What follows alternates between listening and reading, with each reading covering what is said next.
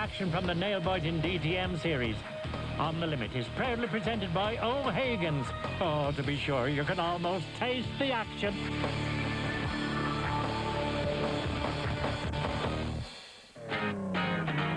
The final event in the 2002 Bankfin Off-Road Championship was the Carnival City Casino 400, which attracted 79 entries in the special and production vehicle categories. Highlights of the Carnival City Casino 400, round 8 of the Bankfin Off-Road Championship, are proudly brought to you by Ford, Nissan, Toyota and Bankfin. If it moves, we'll finance it. Compared to last year when the region was turned into a quagmire by torrential rain, this year's Carnival City Casino 400 was destined to be a hot, dry and dusty affair. The Kuppel Club had laid out a tough route between Brakpan and Heidelberg, which incorporated sections of the Sekerbosrand, and crews would be required to complete a 37-kilometre prologue on Friday and 3 tortuous 137-kilometre loops on Saturday. As per last year, the Production Vehicle Championship would be decided on the final event, with 2 crews sharing the joint lead and 1 in with an outside chance. Neil Woolridge and Kenny Scholthammer hadn't won a race all year, but their consistency in the Ford had earned them enough points to share the lead. I've been racing for many, many years, and this is one of the tensest I've ever felt. I don't know why, but they say with time it gets better, but I don't know, it seems to be getting worse. But yeah, it is quite a tense time. But in reality, we've got to come third. If the Nissan wins, we've got to finish third, and then we've wrapped up the class championship. The overall championship, there's not a hell of a lot we can do in our position. You know, about controlling it, that is, because we need some of the other Class D contenders to get in there and beat the Nissan. So we've got to concentrate on our class championship. That's what's important to us and important to Ford, and then the rest will hopefully just fall into the bag. Duncan Foss and Mike Griffith had steadily gone about amassing as many points throughout the season and were also in line to win the coveted championship for Nissan. The only thing in our favour is that if we end this event equal on points, we've had more class wins or wins overall than he has. So that's a slight point in our favour, but we just got to hope that Janelle and Hannes have a good run, and they rob the Ford of points, and then we've also obviously got to do well and make sure that we can score enough points to just pip him. 3 wins and 2 seconds had moved veterans Hannes Krobler and Richard Leek into contention for the overall and Class T titles. Well, we basically have to win the race. If the Ford's going to finish, I'm sure he's going to finish strongly. So we'll have to try and win the race. Janelle or I become second, and the other one third, and the Ford fourth. Then we can win it by 1 point. It's not going to be easy, but it's not impossible. So we're going to definitely go for it. The Special Vehicle Championship was also delicately poised, with 1 of 3 crews in with a chance for the overall title. Harvey and Stone had been super consistent and finished all previous events. Victory would give Harvey his 3rd national title and Stone his 2nd. But their biggest threat was Greg Dowse, who had appealed against an MSA decision to strip him of his class points in 2 events due to there being insufficient starters. If we get the points that we're entitled to, we'll be 5 points ahead of Greg Harvey and actually leading the overall championship. So we do have a certain margin, but we've never raced with the intention to hold back or to use up the margin that we've got. We raced and we raced to win, and I think we've proved that the whole year. And we'd like to carry on with that success. The 37-kilometre prologue to determine starting positions for the main event included a 5-kilometre man-made section within the Carnival City Casino complex. Brothers Geert and Loans du Plessis set the pace in the mobile Jimco and were 3 seconds faster than John Weir-Smith and Jeff Minnett in the O'Hagan's Kopanong Hotel Super Team Jimco, which ran most of the distance without brakes.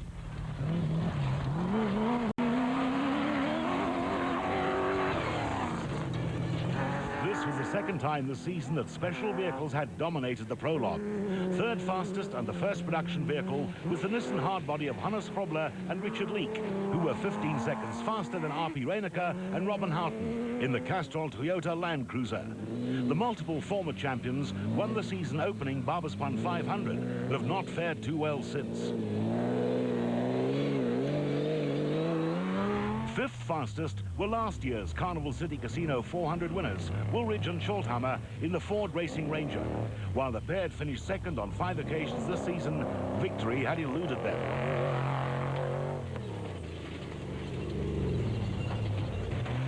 Sixth were father and son Bodo and Gary Berthold, who had done much development work on the locally designed and built CommuterNet Bat. The Nissan V6 powered vehicle was a contender for victory.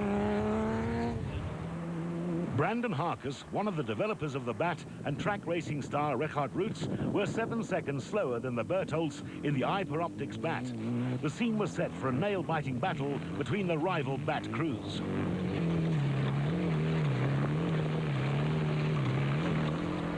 The revolutionary Roger Taylor designed Toyota Hilux, with former Bankford touring car star Anthony Taylor at the wheel, had proven to be quick but unreliable in its debut season. The Lexus V8-powered machine would start 8th. Reigning production vehicle champions Chanel de Villiers and Francois Jourdan set the 9th fastest time in the Nissan hardbody. They got lost twice in the prologue and ended up 1 minute and 14 seconds behind Problem and Leak.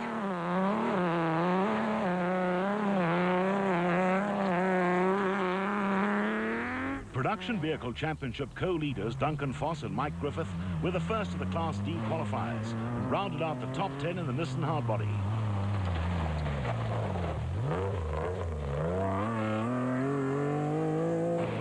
Class S champion Greg Dowse and Archie Rutherford were the fastest Class S qualifiers in the Nashua Mobile Race Co., while Class B newcomer Francois Smith out-qualified the rest of the Class B field.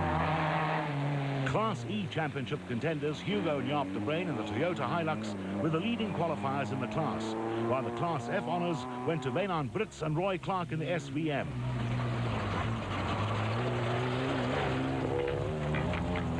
Just over 2 minutes separated the top 10 with special vehicles dominating, but the real battle would be between Ford, Nissan and Toyota for the production vehicle honours. Ons gaan maar net ons pas ry wat ons voel ons is gelukkig mee en dan sal ons maar sien. Hoop die kar hou.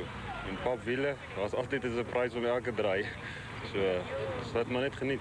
Being third overall and first in production, we must go for it. We must go for an overall win. To get a space between us and the Ford, we need the Ford to finish 4th, us to finish 1st so that we can win Class T, the Super Truck class. And as far as an overall championship win, there is an outside chance if we have a clean run and win and the Ford has problems and drops back, and of course our teammate Duncan has problems and drops back, then we can take the overall championship. Brought to you by Ford, Nissan, Toyota and Bankford. If it moves, we'll finance it. And Bankford. If it moves, we'll finance it. A bright and sunny start to the day and not a hint of rain. Dust would be a major problem for crews, and poor visibility, especially in the opening stages of the race, would be a factor. As always, there were the last-minute preparations and informal chatter before the start of what promised to be a tough event.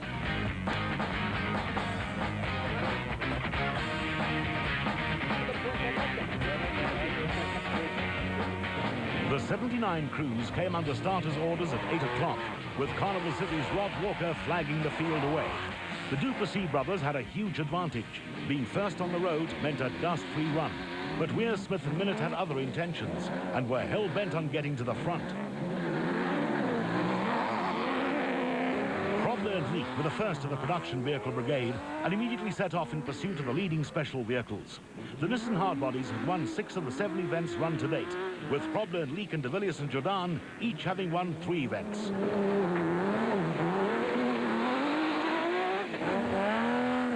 Reineke and Harton had had a frustrating season in the new Castrol Toyota Land Cruiser, but their perseverance and ongoing development of the vehicle was starting to pay dividends. Production Vehicle Championship co-leaders Woolridge and Scholthammer were in a confident frame of mind before the start and hoping for a repeat of their 2001 Carnival City Casino 400 win. The Bertholds started a mere 2 seconds behind the Ford and were already looking for a way past, but the Ford's four-wheel drive was an advantage in the slippery conditions. You're on board in the Ford Ranger. Enjoy the ride across the chessboard section.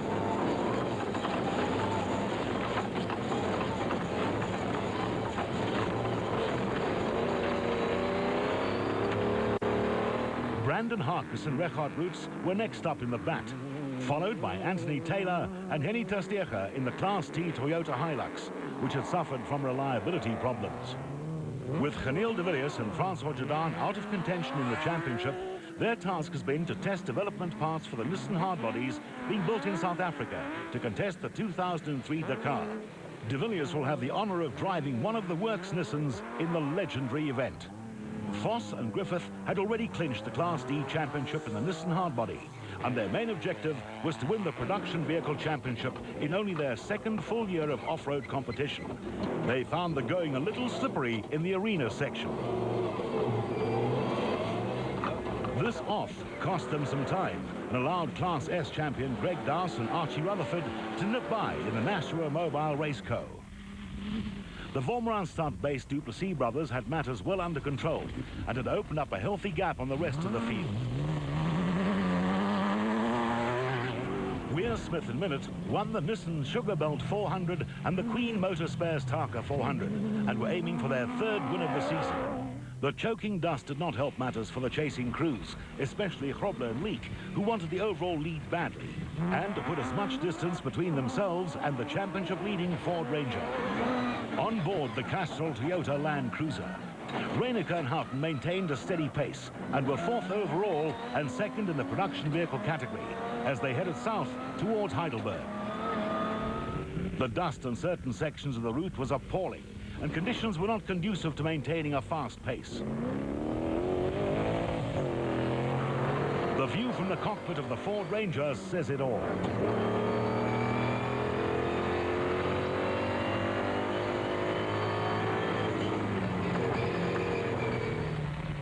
Brandon Harkis and Regardt Roots managed to get by backed teammates Gary and Bodo Berthold and were third overall in the special vehicle category. Father Bodo started off-road racing in 1971 and has won numerous championships. The Lexus V8-powered Toyota Hilux of Anthony Taylor and Henny Tersteger was having a faultless run, but had Geniel de Villiers and Francois Jordan in the Nissan hardbody in close pursuit. They in turn were being chased hard by Nashua Mobile racing pair Greg Dowse and Archie Rutherford in the 2-litre powered Race Co. Dowse teammates Terence Marsh and Trevor Eyre had a bit of a wild ride over this jump. Voss and Griffith had dropped 2 positions, but still had a good lead in Class D, while Gareth Walk led Class B in the O'Hagan's Kapanong Hotel Super Team entry. Another wild ride, this time Rob Gurney and Reg Sutton. The De Bruyn father and son seemed to have no match in Class E in the early stage of the race. You're on board the Ford Racing Ranger of Woolridge and Scholthammer as they close the gap on Reineke and Houghton in the Castrol Toyota Land Cruiser.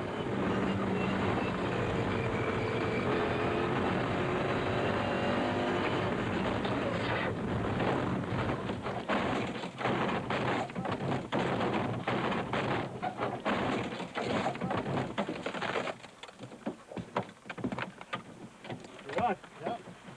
Get out, bud. Get out.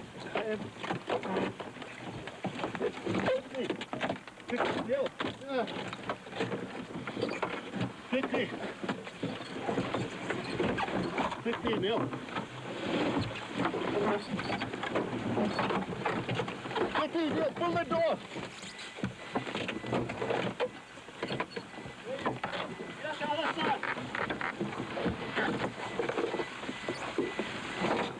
What happened? A lucky escape. I don't know, I had a funny feeling. Well, I say I had a funny feeling when I looked back. Last night I couldn't sleep at all. I don't know why. And normally I'm a bit worked up before the race. As I said to you before the race, I was very worked up before this race. And yeah, it was a championship. It wasn't that bad, but maybe I sort of knew something was going to happen, I don't know. But yeah, that's racing, I guess. That's what happens. You've got to take the good with the bad.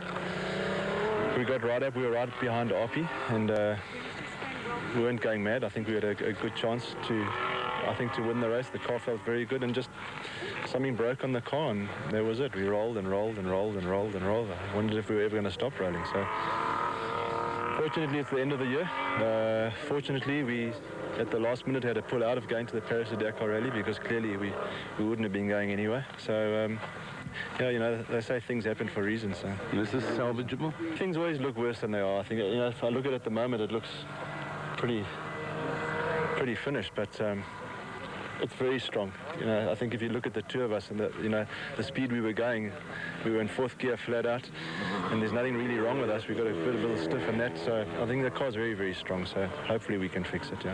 What whacked you in the face? We're not sure. I don't know. Maybe it was the drive shaft and it's broken there. Look, it's hit the window and maybe all the control armors. But no, you can see how strong this car is. A disappointing end to the season, but a godsend that the crew survived the carnage. They weren't the only crew to roll. Father and son, Johan and Rian Gerber, fell victim to this ditch. We came down the road. We didn't see the caution. We saw it too late. Then we went off the road. We braked, went off the road. We came into the ditch here. We landed on our front. As you can see, the bull bar off here. We went over with the backside over the front. The first time we landed was on the back. As you can see on the back, the spare wheels there and everything bent up. Then I remember landing on the roof once, and when the crash was over, we were on our wheels again. So I think we went over 2 times. Sarel van der Merwe's off-road swan song also came to an abrupt halt. Well, I was clever enough. I thought we could run with 1 spare wheel, and now we've had 2 flat wheels, and that's it. We have to get out wheels from outside, which automatically excludes us. So it's been a nice run up to here, but that's it. Brought to you by Ford, Nissan, Toyota and Bankfin. If it moves, we'll finance it. Toyota and Bankfin. If it moves, we'll finance it. A change at the top of the leaderboard. John Weir-Smith and Jeff Minott had got by the Duplessis brothers, but would later be forced into retirement when the power steering failed on the O'Hagan's Kopanong Hotel Super Team Jumco. A 25-cent O-ring was found to be the cause of the problem. Gerard and Lawrence Duplessis had won 3 races on the trot earlier in the season and looked set for their 4th win in the mobile Jumco. But behind them, the order had changed dramatically. Grobler and Leek were nowhere to be seen, yet had not been passed by anyone. Taylor and Testerga went by, followed by de Villiers and Jordan and Harkes and Roots. Bit of a cheeky move on the part of the Bat crew. Grobler and Leek were now 3rd overall in the production vehicle category and intent on making up lost ground. Reineke and Harton were still well placed at this stage, but would retire on lap 2 with electronic and head gasket problems on the Land Cruiser. The Bertolds were 4th overall in the special vehicle category, and the Commuternet Bat hadn't missed a beat so far. Dawes and Rutherford were the Class S leaders, but would later be forced to retire when the Nashua Mobile Raceco developed gearbox problems. There were no such problems for their teammates, Marsh and Eyre, in the V8-powered Jumco. There'd been a dramatic change in the Class D order. Marius and Tracy van Vieren were the new leaders in the Albaranti Land Rover, followed by the PlayStation Pajero of brothers Henry and Maurice Martin. Duncan Foss and Mike Griffith had dropped to 3rd in Class D in the Nissan Hardbody. They'd be forced to increase their pace if they had any hope of keeping their overall championship hopes alive.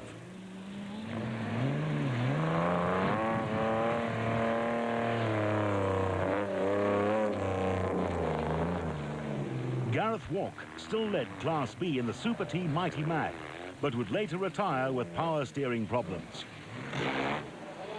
There was no stopping Hugo and Jaap de Bruin in the Class E leading Toyota Hilux. Reigning Class E champions, Manfred Schroeder and Jack Peckham, had their work cut out trying to keep in touch with the hard-charging de Bruins.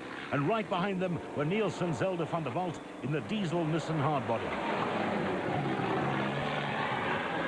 Back at Carnival City, the pits were a hive of activity, with everyone in the Nashua Mobile team muscling in to help Marsh and Eyre, who would move up to 3rd overall in the special vehicle category. Just relax, just relax. With Dawes out of the running, Greg Harvey only had to finish to clinch the special vehicle championship for a 3rd time. There was drama in the Nissan pit. The Foss Griffith hardbody had picked up problems with the drivetrain, and it was a case of all hands on deck to sort out the problem. Okay, and in the training. We've got a problem either in the diff or in the side shaft. We've lost 4-wheel drive and there's a bad knocking noise. better that they find it than we rush and go and not finish the event.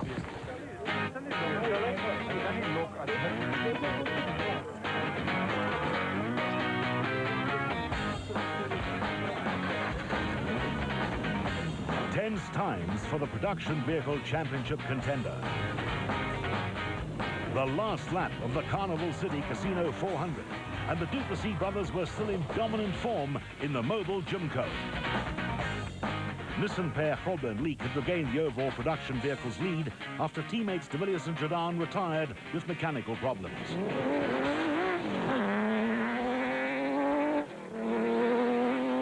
Gary and Bodo Berthold were third overall and second in the special vehicle category in the Commuter Net Bat, with Terence Marsh and Trevor Ayer hot on their tails in the Nashua Mobile Jimco.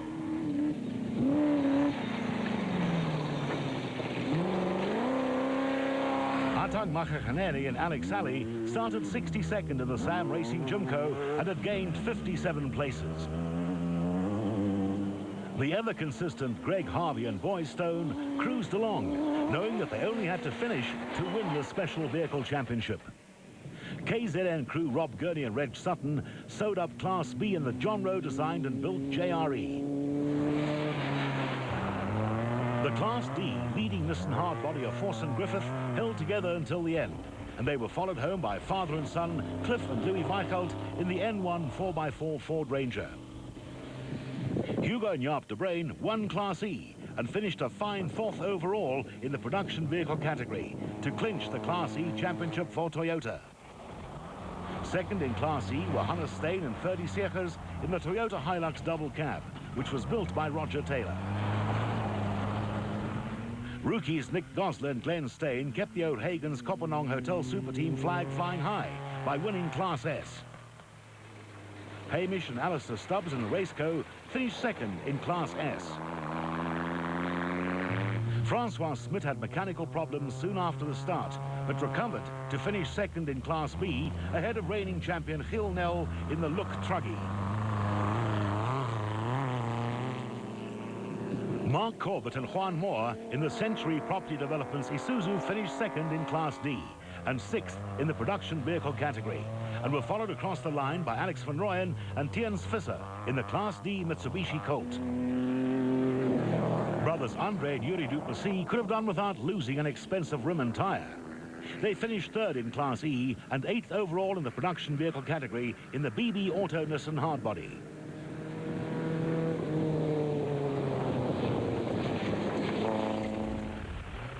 Schroeder and Peckham in the Ford Racing Ranger came in 9th overall in the production vehicle category and 4th in Class E, and in the process handed the Class E title to the de Bruins.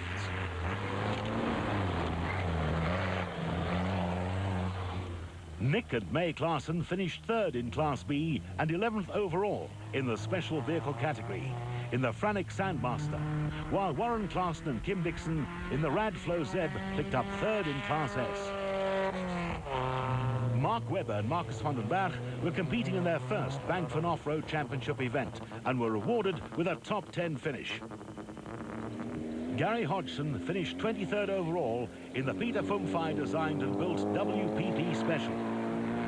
Brothers Henry and Maurice Zermatten overcame various problems and brought their PlayStation Pajero home 11th overall. Besaid Noten Hanekom followed them across the line in the Class D Nissan hardbody.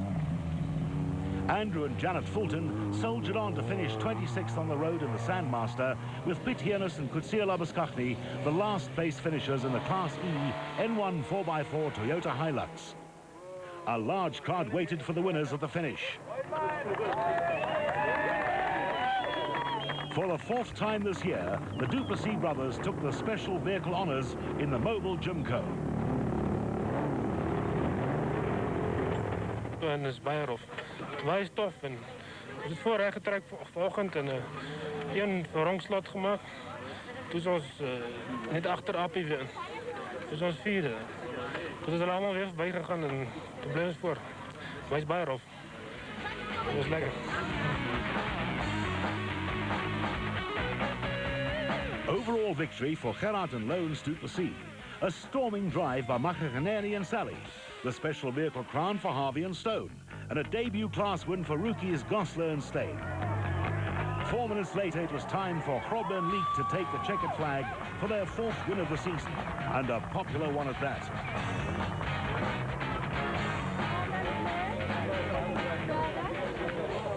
Mooi man. Yeah, it was very, very nice. It was a very rough route, tough on the cars, especially on the cars, tough on the drivers as well. And we're very glad that we could win. And it looks like we've won the class championship. We're happy.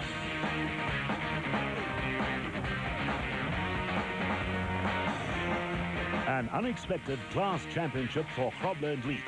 The coveted production vehicle championship for Foss and Griffith, and the De Brains walk away with the Class E honours.